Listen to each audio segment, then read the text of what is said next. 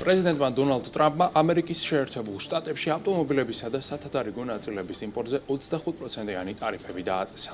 აღნიშნული შეზღუდვა ძალაში 2 აპრილს შევა და უცნობია, სანამდე გაგრძელდება იგი.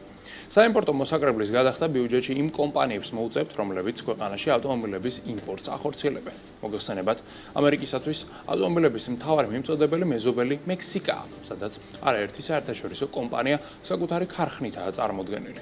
მას მოყვებიან სამხრეთ კორეა, იაპონია, კანადა და, რა თქმა უნდა, გერმანიაც.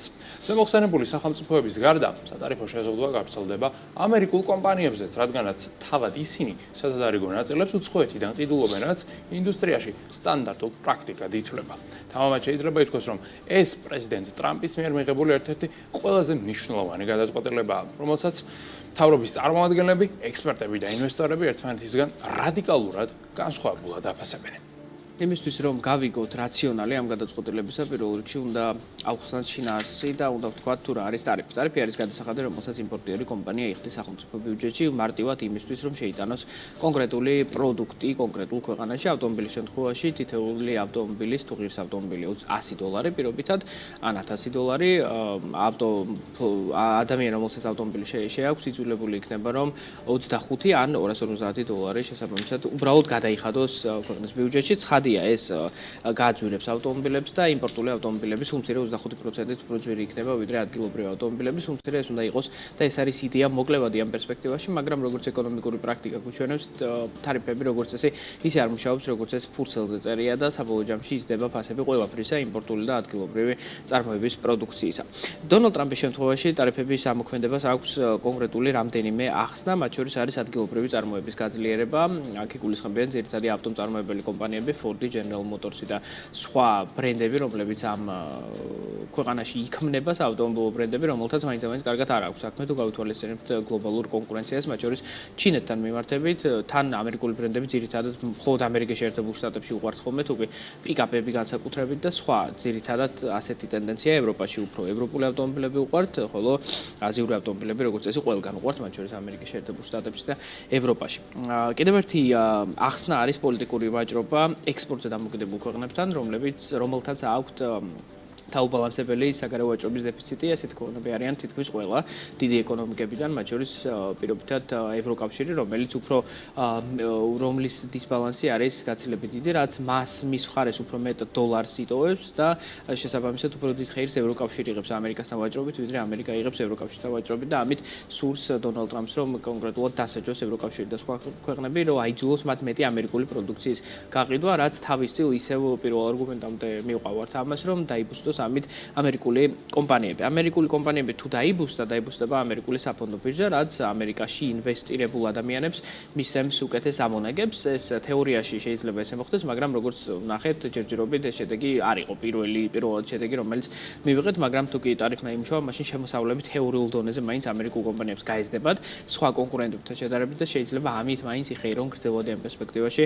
ინვესტორებმა. კიდევ ერთი მიზეზი არის ტესლას ხელშეწყობა. ტესლა არის ელექტრომობილების და საერთოდ ავტომობილების უდიდესი მწარმოებელი პლანეტაზე, რომელსაც ბოლო პერიოდში ძალიან ცუდად აქვს საქმე, მისი კაპიტალიზაცია ძალიან მკვეთრად არის შემცირებული და მისი დამფუძნებელი არის ილონ მასკი, რომელიც არის დონალდ ტრამპის მარჯვენა ხელი და სამთავრობო ეფექტიანობის დეპარტამენტის ხელმძღვანელი, სწორედ ის არის პასუხისმგებელი ფედერალურ დონეზე დანახარჯების მკვეთრ შემცირებაზე. მას შემდეგ რაც ილონი პოლიტიკაში წავიდა, ინვესტორები ამას ცუდად შეხვდნენ.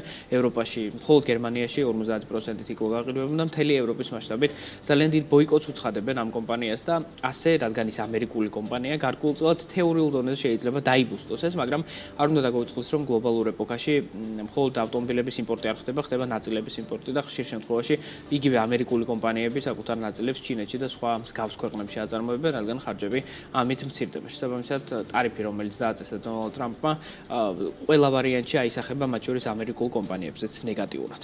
ნამდვილად ასახვა იქნება, შეგვიძლია ვთქვათ, რომ მყისიერიც კი, ვინაიდან ტარიფების ამოქმედების მხოლოდ სიახლე არის ჯერჯერობით გავრცელებული, მაგრამ ამას უკვე მოხდა ასახვა ფასებთან მიმართებით, ვინაიდან ავტოიმპორტიორებმა ავტომობილების ფასები უკვე გაზარდეს ტარიფების შესაბამისად. ანუ აქ საუბარია იმ ახალ ავტომობილებზე, რომლებიც აქამდე იყვნენ უკვე შემოყვანილი ამერიკაში, მათაც კი გაუზარდეს ფასები იმის გამო, რომ ფაქტობრივად ხვალიდან ახალი ფასები შემოვა ბაზარზე, შესაბამისად ფასების კორექცია ხდება ძალიან მკვეთრად.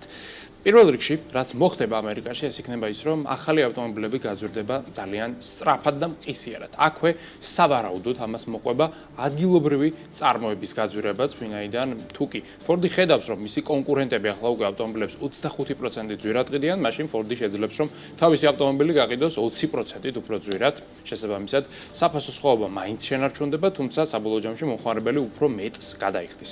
აქვე აუცილებელია ის ფაქტი გავითვალისწინოთ, რომ სახელმწიფოები, რომელთაც ეს ტარიფები შეეხებათ, აუცილებლად მიიღებენ საფასუხო ზომებს. მათ შორის ევროკავშირი ვიცით, რომ მიიღებს, ასევე იაპონიაც აცხადებს, რომ განიხილავს კონკრეტულ ნაბიჯებზე ზუსტად იგივე ნაბიჯს გადადგამს აბსოლუტურად ყველა ქვეყანა. სავარაუდოდ ეს ქვეყნები შეზღუდავენ თავიანთ ქვეყანაში ამერიკული პროდუქციის იმპორტირება, შესაბამისად ეს დაარტყამს არა მარტო ავტომობილების წარმოების სექტორს ამერიკაში, არამედ ფაქტობრივად ყველა სექტორს, მათ შორის ეს შეიძლება შეეხოს ნავთობსაც ან თუნდაც Nike-ის ფეხსაცმელებსაც, ამიტომაც გვერდითი ეფექტები ამ სანქციას აუცილებლად მოჰყვება.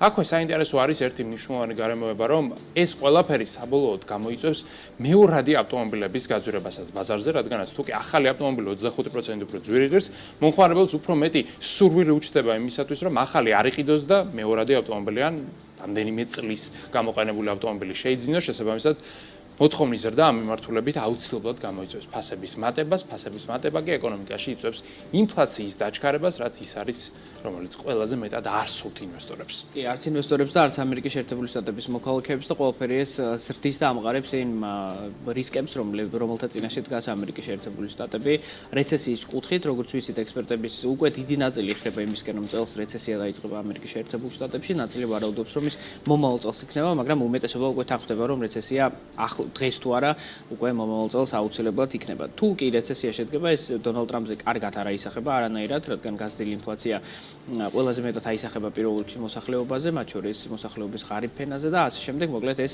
დონალდ ტრამპს არ აწყობს. ამიტომაც რამდენიმე ვარიანტი შეგვიძლია გამოვიხილოთ იმის თუ რა მოხდება მომავალში. ერთი არის ის, რომ შესაძლოა ამერიკულმა კომპანიებმა მოითხოვონ ტარიფების გაუქმება, რაც ერთგვარი საწინააღმდეგო იდეა იქნება იმისა, რასაც ემსახურება ეს ტარიფები, მაგრამ გამორიცხული ამაში არაფერი არ არის, რადგან შეიძლება ნაცვლად იმისა, რომ ამერიკულ პროდუქციაზე გადაერთოს ადამიანი, შეიძლება მათ საერთოდ აღარ დახარჯონ ფული და მოხმარების მხარეს არსებული კაპიტალის შემცირდეს, რამაც ეკონომიკური ზრდა კიდევ უფრო მეტად შეანაოს და მივიღოთ სწორედ რეცესია. რეცესიის დროს ეკონომიკა მცირდება და ადამიანები ფულს არ ხარჯავენ საერთოდ, მათ შორის ავტომობილებზე. ავტომობილის ყიდვა ისედაც არ არის არანაირი საინვესტიციო ლოგიკით გამყარებული, ეს პირიქით ძალიან წამგებიანი იქმედება არის, მაგრამ სწორედ ამის გამო შეიძლება ადამიანებმა საერთოდ თქვან ავტომობილების ყიდვაზე უარი, რამაც ამერიკულ კომპანიებზე საისახონ და მან სთხოვონ პრეზიდენტს, რომ ეს სანქციები გაუქმდეს. შეიძლება მოხდეს ისიც, რომ ბევრი კომპანია გადავიდეს ამერიკის შეერთებულ შტატებში, ვიცით, რომ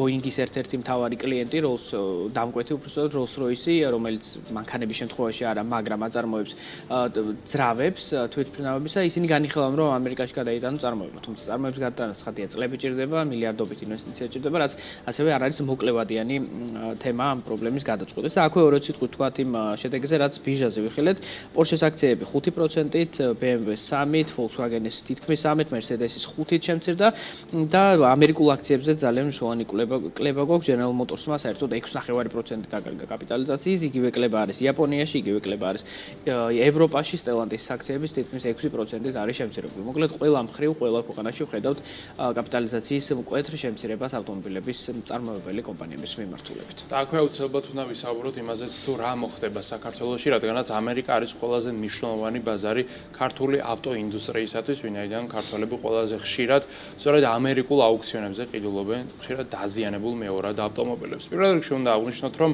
მეორადი ავტომობილების ფასი ზოგადად ამერიკაში აუცილებლად გაიზრდება, რადგანაც მათზე იქნება უფრო მაღალი მოთხოვნა, ვინაიდან ახალი ავტომობილების ფასი იქნება 25%-ით მაღალი.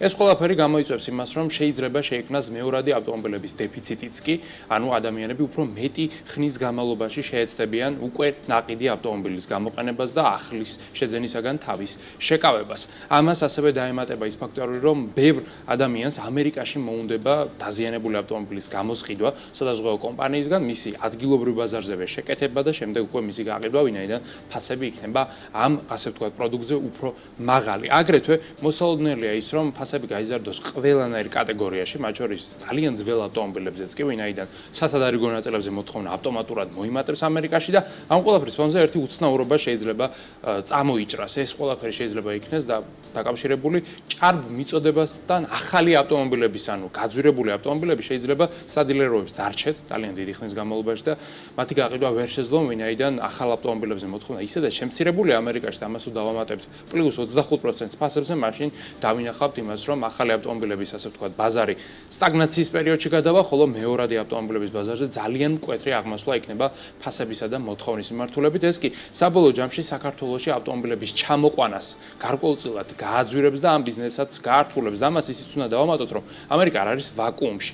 ამერიკის კონკურენტი ქართულ რეალობაში არის მაგალითად გერმანია, არის მაგალითად სამხრეთ კორეა და აგრეთვე შეიძლება წარმოვიდგინოთ იაპონიაც ან ჩინეთიც, ანუ თუნდაც ჩვენს მომხმარებლებს რაშიც იგულისხმება ძირითადად აზიური სახელმწიფოები და მათ შორის რუსეთის ფედერაცია შეიძლება ახლა უკვე მოუნდეთ სხვა ალტერნატიული ბაზრების ათვისება საქართველოს გავლით, ვინაიდან იქ ფასები იქნება უფრო დაბალი, ხოლო ასეთ შემთხვევაში 25%-იანი საფასო სხვაობა არის ძალიან დიდი და თვალში საცემი. კი, და გამორიცხული არ არის, რომ სწორედ ჩინურმა კომპანიებმა იხირო ამ ტიპის მეორადი ექსპორტის შემთხვევაში.